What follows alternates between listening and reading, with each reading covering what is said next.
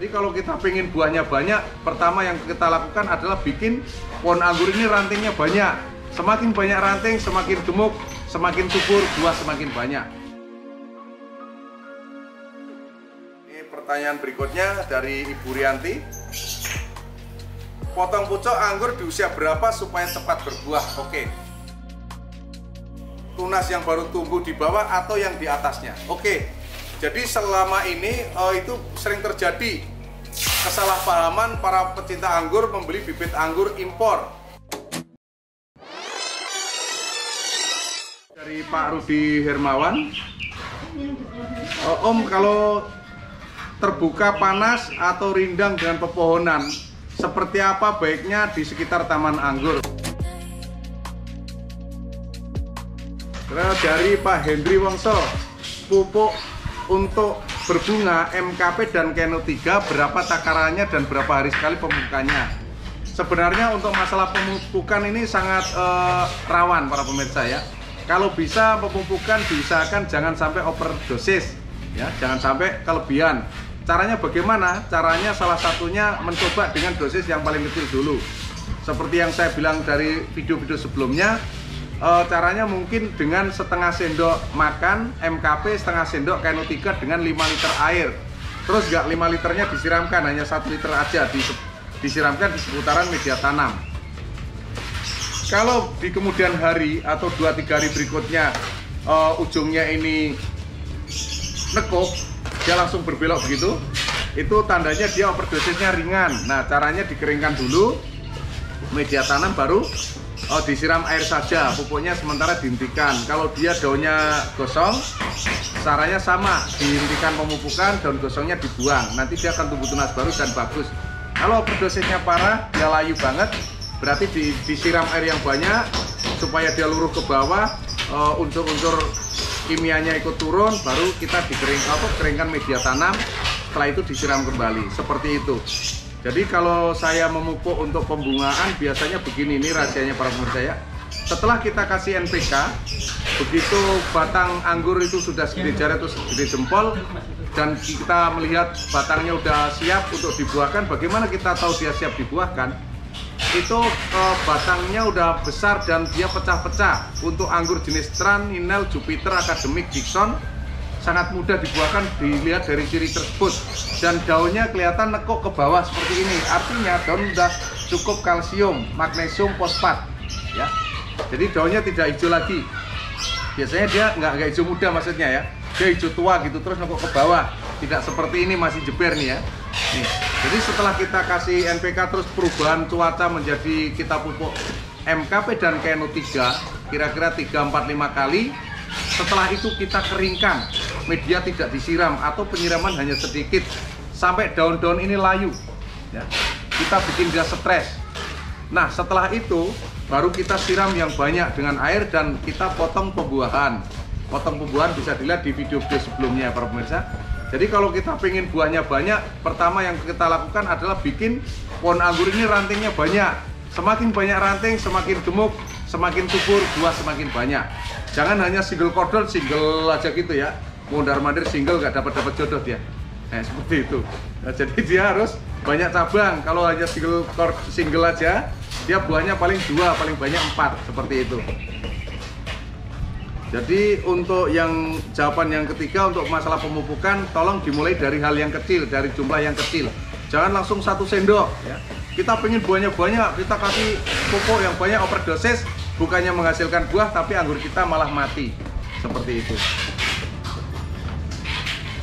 Tutorial Pak, tolong penyangga anggur di dalam pot ya. Itu bisa saya contohkan, terserah. Jadi anggur ini sangat elastis para pemirsa. Bisa dibonsai, bisa diapakan, bisa dibikin tralis, bisa dibikin para-para, bisa diputer-puter dalam pot. Nah, seperti ini menggunakan aluminium. Ini bisa beli di tempat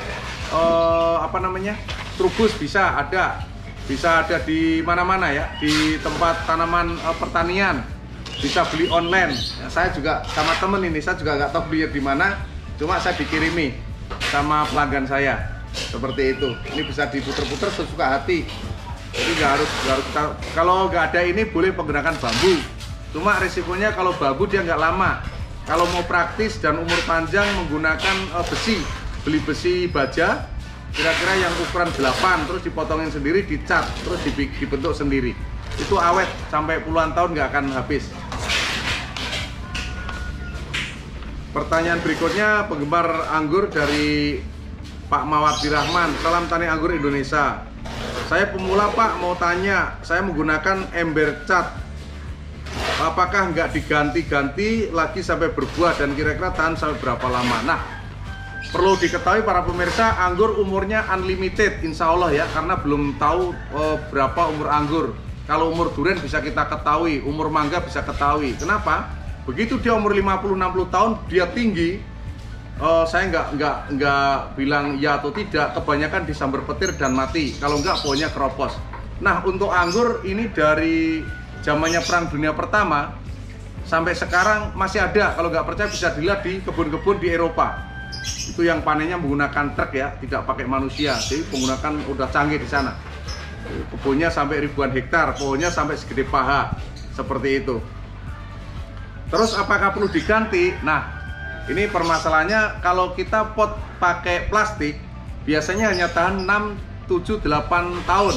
Kalau kita pengen dia awet ditambahi dicat dulu sebelum dipakai yang luarnya. Jangan yang dalam, kalau yang dalam dicat anggurnya bisa mati. Tapi kalau yang luarnya yang dicat insya Allah agak awet. Nah, kalau pengen bagus ada tanah sebaiknya menggunakan nanamnya di tanah. Karena kalau keuntungan nanam di tanah itu, kalau kita nanamnya di pot itu perlu maintenance mingguan. Artinya dia sama kayak orang di dalam kamar. Kalau nggak dikasih makan pasti mati. Tapi kalau di tanah, anggap aja orang itu ditaruh di hutan, dia bisa makan apa aja. Kalau kita bisa tanamnya di tanah, itu keuntungannya kalau kita jalan-jalan mungkin ke Amerika, ke Singapura gitu ya, terus mau nonton bola di Barcelona selama 1 bulan, kita pulang anggur kita masih hidup. Tapi kalau di dalam pot 1 minggu tidak disiram, insya Allah dia layu. Nah, bagaimana caranya antisipasi di pot itu awet? Bisa dibelikan alat otomatis. Jadi sekarang udah canggih, ada stopwatch untuk penyiraman. Jadi stopwatch bergabung dengan mesin air. Itu bisa kita setting sehari sekali penyiraman atau 2 kali. Jadi sekarang udah zamannya zaman canggih ya, nggak perlu dipusingkan.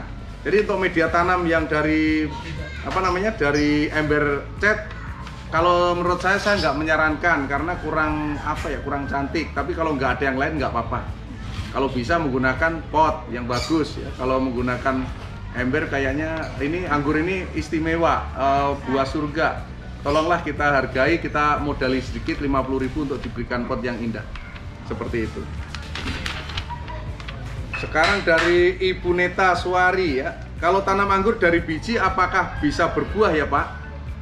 Oke, saya jawab. Saya tidak bilang buah atau tidak karena saya sendiri juga belum praktek dari biji terus tumbuh subur. Kalau menurut saya hidup praktis saja, nggak usah ribet, nggak usah susah. Karena zaman sekarang udah banyak orang punya pohon anggur impor. Kalau ibu nggak mau beli bibit anggur impor, bisa masuk ke dalam grup anggur di wilayah masing-masing.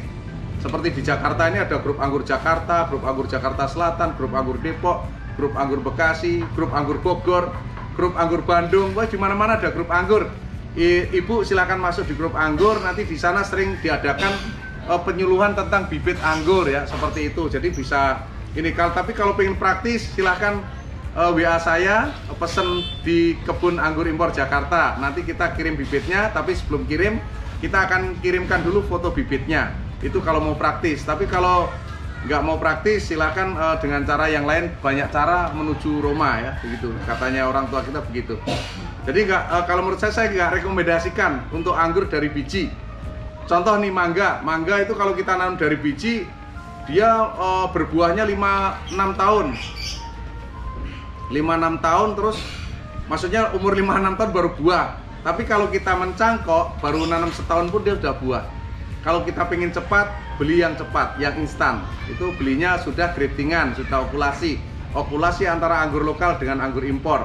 Dan buahnya pedagang bibit anggur impor. Dan saya sarankan tolong kalau beli bibit anggur impor, beli yang punya YouTube. Artinya ketemu dengan orangnya langsung, ketemu dengan yang punya kebun. Jangan membeli di tempat yang kita nggak tahu. Artinya kita hanya ditampilkan foto bibit dan foto uploadan buah dari luar negeri. Sekarang ini banyak penjahat penjahat di dunia maya itu mengupload anggurnya orang ya. Jadi mau nih anggurnya orang kita upload di Instagram atau mungkin di online, terus kita jual bibit. Sedangkan yang dijual itu bibitnya lokal. Dia bilangnya saya jual bibit anggur hitam, saya jual bibit anggur merah. Nah seperti itu. Tolong para pemirsa jeli ya, sampai setelah beli nanti kecewa. Karena ini menunggunya lama. Begitu kita beli bibit, setelah dia berbuah, ternyata buah tidak seperti yang kita inginkan. Artinya buahnya kecil-kecil dan kecut. Kalau buahnya masih yang lain, umpama nih, ibu menginginkan anggur merah, begitu berbuah anggurnya hitam. Tetapi kalau anggurnya hitam itu manis dan mewah, indah artinya, itu kecewanya agak sedikit ya. Maksudnya sedikit kecewa saja. Tapi kalau ibu belinya anggur merah, terus yang buah anggurnya kecil-kecil, warna hijau dan kecut. Tapi kalau bilang kecut jangan sampai berhadapan dengan pasangan, nanti bisa ribut. Jadi kecutnya agak melengos gitu ya. Ya, itu nyicipin rasanya kecut pasti akan marah dan akan merasa kecewa. Terus berujung kapok, nggak menanam anggur. Nah itu yang nggak bagus seperti itu. Ini pertanyaan berikutnya dari Ibu Rianti. Potong pucuk anggur di usia berapa supaya cepat berbuah? Oke. Jadi pada dasarnya anggur ini dipotong pucuk bukan ukuran waktu ya, saya titik tegaskan lagi. Jadi untuk membuahkan anggur bukan ukuran waktu, tetapi ukuran kesuburan pohon itu sendiri. Kalau pohon itu subur, jenis seperti Traninel Academic Jupiter Dixon, 5 bulan, 6 bulan dia dipotong, dia berbunga. Ya, berbunga untuk menuju jadi buah. Tapi kalau anggurnya kurus, ya tidak gemuk, tidak subur, setahun pun dia tidak akan buah. Nah, supaya anggur kita subur, cepat berbuah, otomatis kita harus tahu prosesnya. Di antaranya ada 3 proses. Pertama, kita perhatikan keporosan media tanam. Artinya media tanam kita perhatikan. Keduanya yang perlu perhatikan adalah penyiraman. Karena kalau dia terlalu disiram terus waktu anggur itu masih kecil, dia akan setak. Bahkan akarnya akan busuk dan mati. Yang perlu diperhatikan yang ketiga adalah pemupukan. Nah, itu ada bisa dilihat di video-video Mas Pandu Nirwana sebelum video hari ini ya. Seperti itu. Kemudian dari Nur Khalifah, Ibu Nur Khalifah, kalau kasusnya bibit atasnya tumbuh, tapi di batang bawah juga tumbuh baru, beda jenis, apa yang dibuang Pak? Apa yang harus dibuang? Tunas yang baru tumbuh di bawah atau yang di atasnya? Oke, jadi selama ini itu sering terjadi kesalahpahaman para pecinta anggur membeli bibit anggur impor. Begitu dia beli bibit, pas dia menanam, itu bisa dilihat antara rootstock anggur lokal dengan anggur impornya ya. Ini anggur impor jenis transfigurasi, buahnya hijau besar. Oke, ini adalah batang lokal Isabella dan ini anggur impor ya, entres dari trans. Seperti itu. Apabila ada tumbuh di sini, kalau entres ini mengeluarkan tumbuh yang bagus seperti ini, sehat, yang keluar tumbuh baru di batang lokal kita potes ya, kita buang. Seperti itu. Tetapi kalau ini mati, para pemirsa, ini biarkan tumbuh. Oke para pemirsa, nah ini saya ulangi lagi, kalau seperti ini anggur jenis trans, dia tumbuh bagus. Kalau ada yang tumbuh di batang, kita potes ya, kita potong karena akan mengganggu pertumbuhan. Oke, akan mengganggu pertumbuhan, bahkan akan membunuh. Karena apa? Yang tumbuh lokal akan menjadi gemuk. Nah sekarang yang seperti ini, kita lihat. Ini graftingan yang gagal ya para pemirsa. Nah setelah dia gagal, ini anggur impornya gagal, dia akan tumbuh tunas lokal. Begitu tumbuh tunas lokal, kita pelihara. Suatu saat nanti setelah dia besar, kita bisa grafting dengan anggur impor seperti itu. Jadi jangan berkecil hati kalau ada anggurnya menanam anggur terus mati, dia tumbuh tunas lokalnya biarkan saja. Nanti suatu saat bisa kita sambung dengan anggur impor.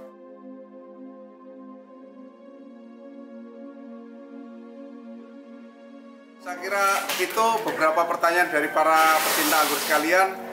Saya selalu mendoakan para pecinta anggur seluruh Indonesia yang sudah menonton YouTube Mas Pandu maupun belum, semoga selalu semangat. Kita ciptakan Indonesia ya, menjadi swasembada anggur. Karena apa? Anggur ini saat ini 100% kita impor dari negara sebelah.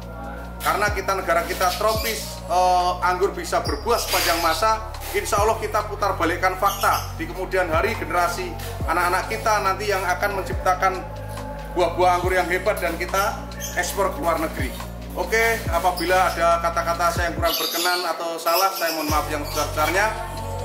Tetap semangat. Assalamualaikum warahmatullahi wabarakatuh.